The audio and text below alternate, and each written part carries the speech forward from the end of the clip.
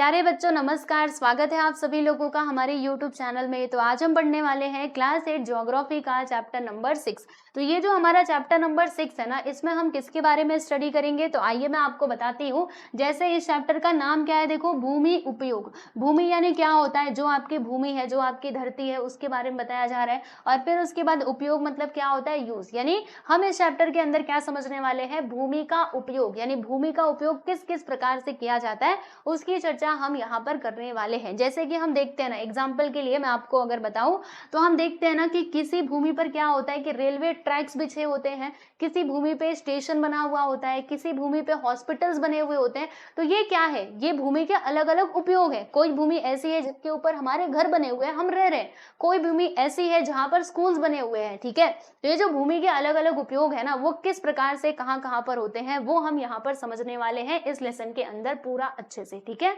और सुनो, और क्या सुनोगे तो ये भी सुन लो कि ये जो हमारा लेसन है ना, इसको हम 2 लेक्चर्स में कंप्लीट करने वाले हैं। तो ये तो हमारा लेक्चर नंबर 1 है जिसमें हम स्टार्टिंग के टॉपिक्स देखेंगे।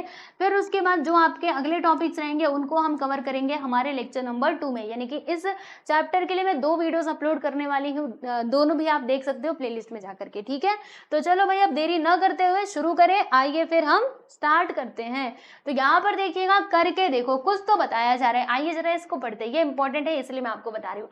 अपने घर का ना आपको नक्शा बनाना है, बताना है कि रसोई घर, पूजा घर, गुसल खाना, आंगन, बैठक खाना और शयन कक्ष कहाँ कहाँ पर है। यानी कि आप ना ऐसे करके नक्शा बना लीजिएगा। चलिए मैं यहाँ पे नक्शा बनाती हूँ। ठीक है, तो देखो हमारे घर पे, मेरे घर का देखो कैसा सिस्टम है। अब मान लीजिए यहाँ से हमारा गेट खुलता है, ठीक, इधर से मान लेते हैं, चलो ऐसे ही यहाँ से मान लेते हैं, मेरा गेट यहाँ से खुलता है। ठीक है, अब ये खुला तो आपको ना इतने एरिया में क्या दिखाई देगा, ये पूरा हमारा ये दिखाई देगा, हॉल दिखाई देगा। तो ये हो गया हमारा हॉल। ठीक है, अब हॉल में क्या है, यहाँ पर ना, यहाँ पर मंदिर है, यानी कि इतने पूरे एरिया में क्या होता है, भगवान का पूजा पाठ होता है। तो ये पूजा घर हो गया। ठीक, और फिर उसके बाद जब यहाँ से जब आप एंट्री मारोगे ना, तो यहाँ पर अगर आप देखेंगे तो इधर ना हमारा क्या है, किचन। किचन मतलब वही रसोई घर। ठीक है, ये पूरा क्या है, ये पूरा रसोई है, बराबर। ये क्या है, लिख दूं मैं इधर, रसोई। ठीक, और यहाँ पे अगर आप देखेंगे तो इधर आपका पूरा ये नहाने वाला है ना। तो ये हो गया गुसल खाना। ठीक है, मतलब नहाने वाला यहाँ पे सिस्टम है, राइट। और फिर उसके बाद क्या होगा, अब जब यहाँ से और थोड़ा अंदर जाएंगे तो ये क्या हो जाएगा, ये बेडरूम हो जाएगा, है ना। तो इस प्रकार से जो सिस्टम है वो हमारे घर में, आपके घर में भी ऐसे कुछ होगा, है ना। एक रूम किसके लिए बना होगा, ड्राइंग रूम होगा, जहाँ पे गेस्ट के लिए कई रूम होते हैं, है ना। मतलब कई घरों में होता है ना गेस्ट के लिए रूम। अभी मेरे घर पे तो ऐसा कुछ नहीं है, मेरे घर पे बस हॉल ही है ना। अगर कोई गेस्ट आ जाए तो ये हॉल में सोता है या फिर कहीं पर भी सो जाता है। वैसे गेस्ट ज्यादा आते नहीं है, ठीक है, गाँव में ज्यादा आते हैं। तो गांव में तो बहुत ज्यादा कमरे रहते हैं, वहां पे कोई प्रॉब्लम नहीं है। ठीक है, अब मुंबई जैसे शहर में घर तो छोटे ही होते हैं, राइट। तो आपके यहाँ पर भी ये सारा कुछ सिस्टम होगा, है ना। तो इसमें आपने क्या देखा कि देखो ये जो आपकी भूमि है, यानी ये मान लीजिए ये आपका पूरा क्या है प्यारे बच्चों, भूमि, जिसका हमने अलग अलग प्रकार से उपयोग किया है। हमने किसी भूमि में तो हॉल बना दिया, किसी भूमि में हमने पूजा घर बना दिया, कहीं पर हमने क्या बना दिया है, रसोई घर, किसी को हमने क्या बना दिया है प्यारे बच्चों, बेडरूम बना दिया है ना। तो ऐसे करके सिस्टम हमें देखने के लिए मिलता है हमारे घरों के अंदर। तो जिस प्रकार से हमारे घरों में भूमि का उपयोग हम देख रहे हैं, उसी प्रकार से बाहर भी तो होता है, इस पूरे धरती पर भी तो होता है कि भूमि वही रहती है, फिर भी उसका यूज जो है वो अलग अलग प्रकार से किया जाता है। ठीक है, तो इसके ऊपर कई सारे फैक्टर्स जो है वो डिपेंडेंट होते हैं, मैं आपको बताऊंगी आगे, चिंता मत करना, है ना। तो यहाँ से पढ़ने से आपके क्या समझ में आया होगा कि प्रत्येक वस्तु का जो स्थान है वो कैसा होता है, निश्चित होता है। पूजा घर तो पूजा घर ही रहेगा, है ना। आप सोचिए कि यदि यह स्थान निश्चित न किया जाए तो क्या होगा, घर जो है पूरा अव्यवस्थित लगेगा। यानी आप सोचो ना, एक दिन आप पूजा कर रहे हो घर के इस कोने में, अब लो भैया एक दिन यहाँ पे कर रहे हो, एक दिन यहाँ पे कर रहे हो, तो कैसा लगेगा घर, कुछ यहाँ पे सिस्टम रहेगा ही नहीं, सब पूरा उथल पुथल हो जाएगा, है ना। इससे कुछ समझ में नहीं आएगा, है ना। यदि इन वस्तुओं का स्थान बदल दिया जाए तो हमें कुछ दिनों तक परेशानी होती है। आपके घर में उपलब्ध भूमि स्थान का उपयोग विभिन्न व्यवस्थाओं के लिए किया जाता है, बिल्कुल हमने देखा ही वो उसके माध्यम से। ठीक है ना प्यारे दोस्तों, तो यहाँ से आपको एक बात पता चली कि भूमि उपयोग क्या है। भूमि तो वही रहती है लेकिन उसके अलग अलग उपयोग रहते हैं, जैसे हमारे घर में उसी प्रकार से बाहर भी होते हैं। तो इसी भूमि उपयोग के बारे में हम यहाँ पे समझने वाले हैं। ठीक है, तो चलो देखते हैं भौगोलिक स्पष्टीकरण और जो भूमि के अलग अलग प्रकार हैं, इनको मतलब भूमि उपयोग के प्रकार, उनको हम समझते हैं। ठीक है प्यारे दोस्तों, आइए अब ऑफिशियली आपके टेक्स्ट बुक में क्या दिया गया है समझो। भूमि उपयोग अर्थात क्या होता है कि किसी प्रदेश में भूमि के होने वाले विभिन्न उपयोग, जैसे कोई प्रदेश है वहां पे भूमि के जो अलग अलग उपयोग हैं उसी को हम क्या कहते हैं प्यारे बच्चों, भूमि उपयोग कहते हैं। ठीक है, अच्छा, भूमि उपयोग किस कौन कौन से कारक हैं जो इसके ऊपर मतलब निर्भर करते हैं, तो भौगोलिक कारण है ना, और मानव के बीच होने वाली अंतर क्रियाओं से बनता है। जैसे मान लो अगर कोई कैसा एरिया है, अगर मैं आपको बताऊं जैसे कोई जहाँ पे पॉपुलेशन बहुत ज्यादा है ना, तो वहां पे क्या होगा, उस जो भूमि का उपयोग है ना वो अलग प्रकार से किया जाएगा, क्योंकि पॉपुलेशन ज्यादा है तो वहां पे स्कूल्स कॉलेजेस ये सब कुछ आपको ज्यादा देखने के लिए मिलेंगे। ठीक है, जहाँ पे क्या है, पॉपुलेशन कम है यानी जनसंख्या कम है, वहां पे आपको कम डेवलपमेंट दिखाई देगा। तो यहाँ पे वही बात है कि जो भूमि उपयोग है ना वो किसके ऊपर निर्भर करता है प्यारे बच्चों, कैसे वो बनता है, तो जो भौगोलिक कारक है, भौगोलिक कारक और मानव के बीच होने वाली अंतरक्रियाओं से बनता है।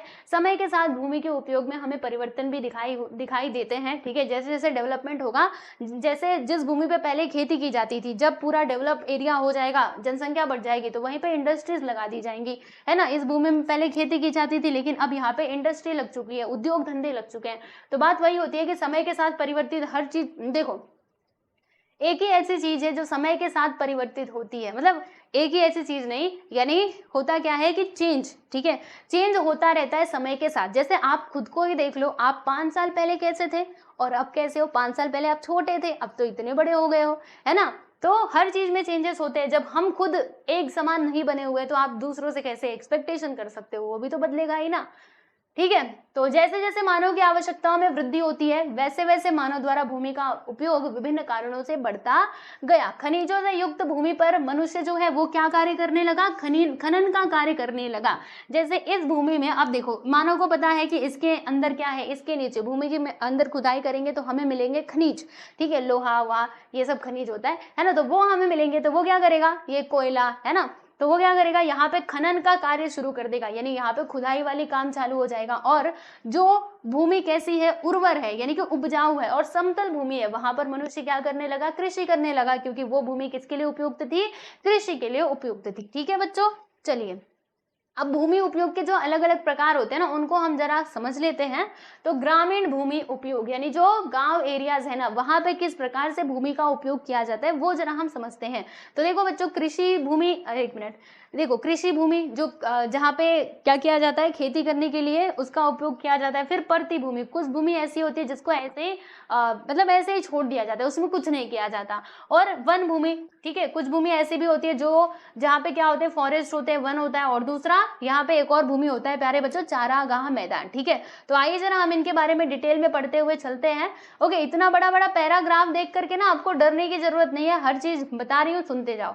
ठीक है, कहानी की तरह बस आप सुनो, आपका काम है सुनने का। ठीक, चलिए ग्रामीण भूमि उपयोग। अब ग्रामीण, देखो गांव में जनरली क्या होता है, मोस्टली अगर आप देखोगे ना तो गांव में ज्यादातर भूमि का उपयोग खेती के लिए ही किया जाता है। ठीक है, और बाकी सबके लिए बहुत कम होता है। ठीक, कृषि से संबंधित या फिर अन्य व्यवसाय भी क्या होता है कि ग्रामीण भागों में ही किए जाते हैं। आप सोचिए कि जो कृषि से संबंधित व्यवसाय रहेंगे वो वहीं पर किए जाएंगे ना, क्योंकि खेती का सामान आसानी से उनको उपलब्ध हो जाएगा।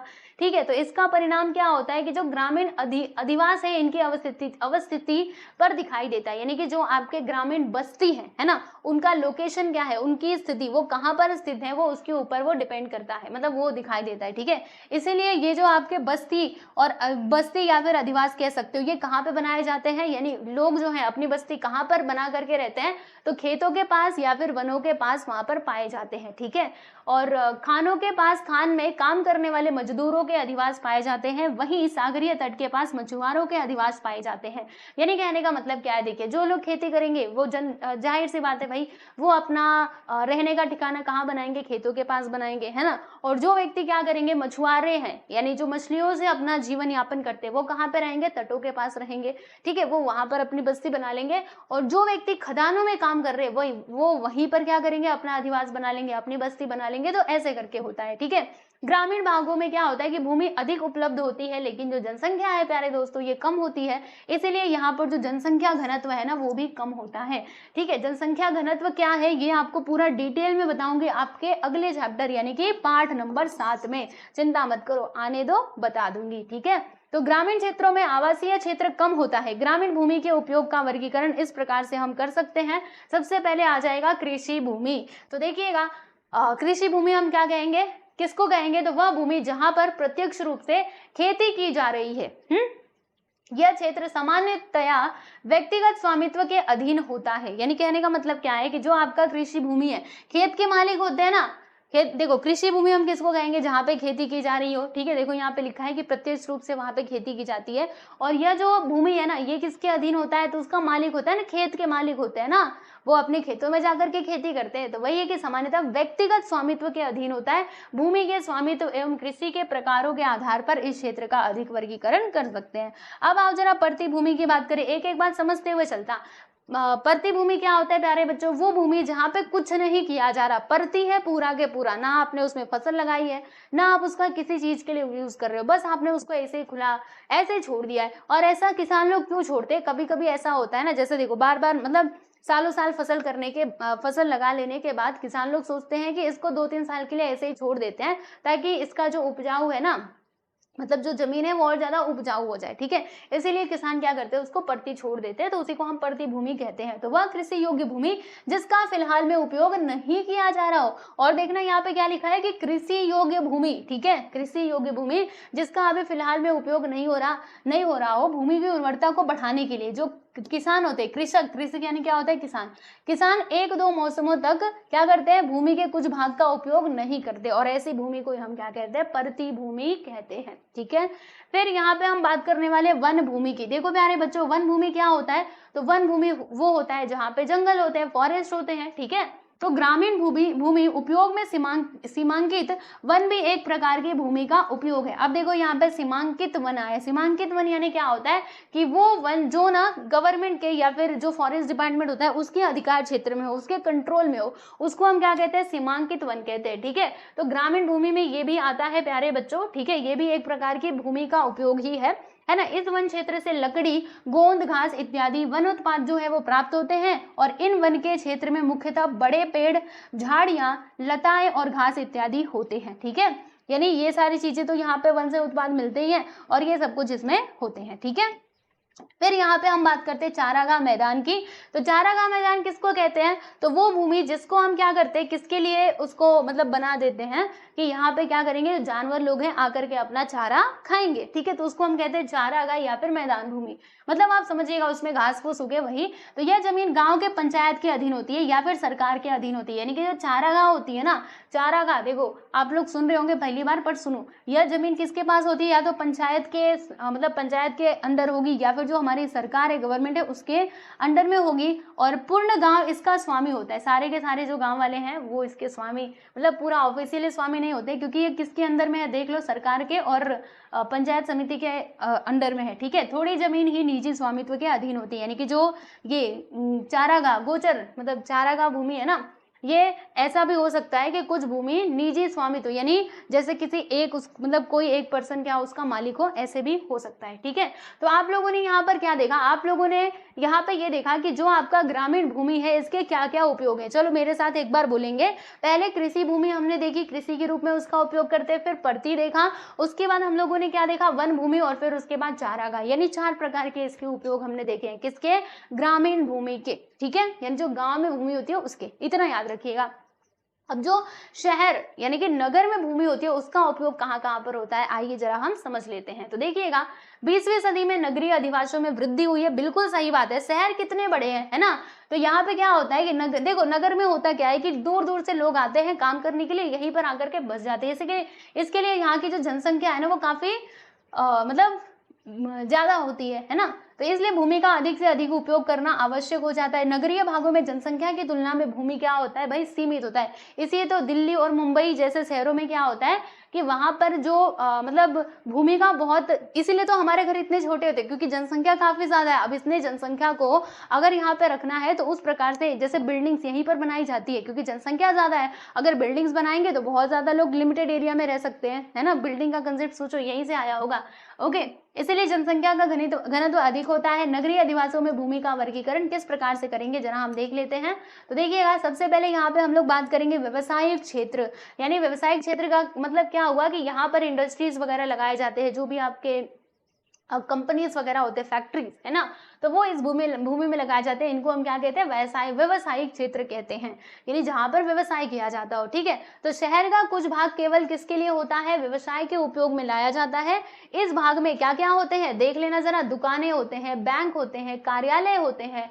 ठीक है, इनका समावेश होता है, दुकानें, बैंक और कार्यालय। ओके, जैसे एग्जाम्पल के लिए आप देख सकते हो, कहाँ गया, देखो उदाहरण के लिए मुंबई स्थित फोर्ट जो है, यानी कि BKC, इसको हम क्या कहते हैं, BKC यानी कि बांद्रा कुर्ला कॉम्प्लेक्स। ओके, ये काफी, मतलब ये जो आपका कॉम्प्लेक्स है ना, समझ लीजिए ये वही वाला क्षेत्र है, यहाँ पे आपको ज्यादा व्यवसाय देखने के लिए मिलेंगे। ठीक है, और यहीं से CBD यानी कि केंद्रीय व्यवसायिक क्षेत्र की जो कल्पना है वो जन्म ली। ठीक है, फिर आवासीय क्षेत्र। आवासीय क्षेत्र क्या होता है बच्चों, जहां पे आप रह रहे हो। ठीक है, तो इसमें जमीन का उपयोग किसके लिए किया जाता है, लोगों के रहने के लिए किया जाता है। आवास से ही समझिएगा ना कि लोगों के रहने के लिए किया जाता है। और इस क्षेत्र में क्या क्या होते हैं, मकान, इमारतें होती हैं। अच्छा, इन सभी का समावेश होता है। ठीक है, और निवासियों की संख्या अधिक होने के कारण भूमि के इस प्रकार का विस्तार नगरीय भाग में अधिक होता है। समझ में आए, क्योंकि जनसंख्या अधिक है तो भैया बढ़ेंगे ना, घर भी बनेंगे। फिर यातायात क्षेत्र, अब ये क्या है, तो ये वाला जो क्षेत्र होता है बच्चों, ये क्या है, जैसे हमें क्या करना है, मान लीजिए रेलवे ट्रैक, देखो यहाँ से देखो, जैसे सार्वजनिक बस सेवा देनी है तो बनाना पड़ेगा रोड, है ना, तो उस भूमि का हमें रोड के लिए यूज करना पड़ेगा। रेलवे स्टेशन बनाने, रेलवे ट्रैक बनाने, मेट्रो, मोनोरेल, है ना, यात्री कारें। ओके, तो ये सभी के लिए क्या किया जाता है, रोड्स वगैरह कंस्ट्रक्ट किए जाते हैं, बनाए जाते हैं, तो वो किस में आते हैं, यातायात के क्षेत्र में आ जाते हैं प्यारे बच्चों। ठीक है, समझ आया आप सभी लोगों को। इन सब के लिए क्या चाहिए, इन सभी को, बस चलना है तो भैया सड़क बनाओ, अगर रेलवे चलाना है तो रेलवे लाइन बिठाओ, मेट्रो चलाना है तो वही फिर से रेलवे लाइन ही बिठाओ, है ना, मोनोरेल, बस स्थानक, बस चलाना है तो। ठीक है, पेट्रोल पंप, ये सब का उपयोग किया जाता है, क्योंकि पेट्रोल के बिना कैसे चलेंगे भूमि, है ना, ये भी तो ध्यान रखो। ठीक है, मरम्मत केंद्रों, है ना, आप देखो पेट्रोल भी रहेंगे और मरम्मत केंद्र भी रहेंगे। मरम्मत केंद्र यानी क्या, जहां पर गाड़ियों को ठीक किया जाता हो वो भी तो रहना चाहिए, यानी कि क्या कहते हैं उसको इंग्लिश में, वो जो बनाते हैं ना गाड़ी वगैरह। ठीक है, मुझे बताना जरूर। ऐसी व्यवस्थाएं यातायात क्षेत्र के अंतर्गत आती हैं। ठीक है, फिर यहाँ पे हम बात करने वाले सार्वजनिक सुविधा क्षेत्र। अब ये क्या है, सार्वजनिक सुविधा क्षेत्र क्या है, तो देखो बच्चों, अस्पताल, ठीक है, डाक सेवा हो गया, देखो काउंट करो इसको, अस्पताल, डाक सेवा, पुलिस चौकी, पुलिस मैदान, विद्यालय, महाविद्यालय, विश्वविद्यालय इत्यादि सुविधाएं इस क्षेत्र के अंतर्गत आती हैं। ठीक है, तो ये सभी देखो सार्वजनिक सुविधा क्षेत्र में ये सब कुछ आता है, याद रखिएगा। ठीक है, विद्यालय, महाविद्यालय, विश्वविद्यालय, ये सब कुछ यहाँ पे आ जाता है। ठीक है प्यारे दोस्तों, ओके, चलिए, और यहाँ पे हम कुछ और बातें करते हैं। मनोरंजन के क्षेत्र, समझ आ रहा है ना, सार्वजनिक सुविधा क्षेत्र हो गया। अब हम बात करने वाले हैं मनोरंजन के क्षेत्र की। मनोरंजन के क्षेत्र में कैसे होगा, जैसे यहाँ पर कई भूमि ऐसी है जहां पर आप देखो, भूमि के ऊपर ही तो सिनेमा घर होते हैं, जो हम जाते हैं थिएटर में मूवी देखने के लिए, वो भी तो भूमि के ऊपर होता है, और ये शहरों में ज्यादा होता है, राइट। तो इसका उपयोग देखो किस लिए किया जाता है, कहाँ गया, नगर में रहने वाले लोगों के मनोरंजन हेतु कुछ भाग अलग से आरक्षित किए जाते हैं। ऐसे भागों का उपयोग मुख्यतः मैदानों, उद्यानों यानी गार्डन बना देते हैं, जल तरण तालों, स्विमिंग पूल। ठीक है, देखो कितना शुद्ध हिंदी लिखा हुआ है, जल तरण तालों यानी कि स्विमिंग पूल की बात की जा रही है। नाटक घरों, सिनेमा घर, थिएटर, ये सब के लिए किया जाता है। ये सभी हमारे मनोरंजन के साधन है ना। अगर हमें क्या करना होता है, जाना होता है थोड़ा शाम को टहलने के लिए, हम जाते हैं गार्डन में जाकर के घूमते हैं, है ना, तो वही बात दी गई है। ठीक है, मनोरंजन के क्षेत्र हो गए। मिश्र भूमि उपयोग, आइए यहाँ तक तो सभी को समझ में आ गया। अब देखो हमें ना यहाँ पर जो हमारे शहर होते हैं वहां पर ये भी आपको देखने के लिए मिलेगा, मिश्र भूमि का उपयोग, यानी एक ही क्षेत्र में, जानते हैं आप सभी लोग क्या किया जाता है कि आपको भूमि के अलग अलग उपयोग ना एक ही साथ दिखाई दे देंगे। जैसे कि कुछ भाग ऐसे होते हैं, देखिए जहां पर हमें दिखाई देंगे कि निवास, मतलब जहां पे रह रहे वहीं पर आपको मनोरंजन क्षेत्र भी दिखाई देगा। ठीक है, तो उसको हम क्या कहते हैं, मिश्र उपयोग कहते हैं। देखो कुछ भागों में उपरोक्त सभी प्रकार के भूमि उपयोग एक जगह दिखाई देते हैं। यानी कहने का मतलब क्या है, ये जो हमने भूमि के अलग अलग उपयोग देखे ना, कुछ क्षेत्र ऐसे, जैसे मान लो ये पर्टिकुलर आपका एरिया है, अब इसी में आपको स्कूल्स भी मिल जाएंगे, हॉस्पिटल्स भी मिल जाएंगे, लोग यहाँ पे रहेंगे भी, रोड्स वगैरह भी होंगे, तो ये सब कुछ देखने के लिए मिल जाता है। ऐसे निवासी क्षेत्र को हम क्या कहते हैं, तो मिश्र भूमि उपयोग कहते हैं। ठीक है, ऐसे भूमि के उपयोग को हम कहते हैं मिश्र भूमि उपयोग। ठीक है बच्चों, समझ आया। अच्छा, एक और बात यहाँ पे देख लो कि मानचित्र में जब हम भाग दिखाते हैं ना, तो विशेष रंगों का उपयोग करते हैं। जैसे कि अगर हमें निवासी क्षेत्र दिखाना है, उसके लिए हम लाल लाल का उपयोग करेंगे, अगर हमें व्यवसायिक क्षेत्र दिखाना है तो नीले का उपयोग करेंगे, कृषि के लिए पीला, और हरा हम दिखाते हैं वन क्षेत्र को, हरे कलर से वन क्षेत्र को। ठीक है, यहाँ तक आप सभी लोगों को समझ में आया कि नहीं, बताना जरा। अब देखो इसके आगे कुछ और यहाँ पे टॉपिक्स दिए गए हैं, तो मैं सोच रही थी ना कि इसको हम अगले वीडियो में डिस्कस करें तो ज्यादा अच्छा होगा। ठीक है प्यारे बच्चों, अच्छा आओ इसको भी पढ़ लेते हैं। रुको, यहाँ पर मैं कुछ बातें करती हूँ। देखो जैसे हमने अभी तक क्या क्या पढ़ा, मैंने आपको ये पूरा समझाया और ये समझाया। ठीक है, तो चलो यहीं पे रुकते हैं। अब जो बाकी के बचे हुए टॉपिक्स है ना, संक्रमण क्षेत्र एवं उपनगर, तो इसको हम देखेंगे बच्चों आगे। और यहाँ पे एक और इंपॉर्टेंट बात हम समझने वाले हैं। क्या समझने वाले हैं? भूमि का स्वामित्व एवं स्वामित्व अधिकार। ठीक है, ये 7/12 उतारा क्या होता है, ये सब कुछ हम अगले वीडियो में डिस्कस करेंगे। अभी फिलहाल के लिए इतना ही रहने देते हैं। तो ये वीडियो आपको कैसा लगा बताना जरूर मुझे कमेंट सेक्शन में। मिलते हैं नेक्स्ट वीडियो में, सब लोग अपना ध्यान रखिए।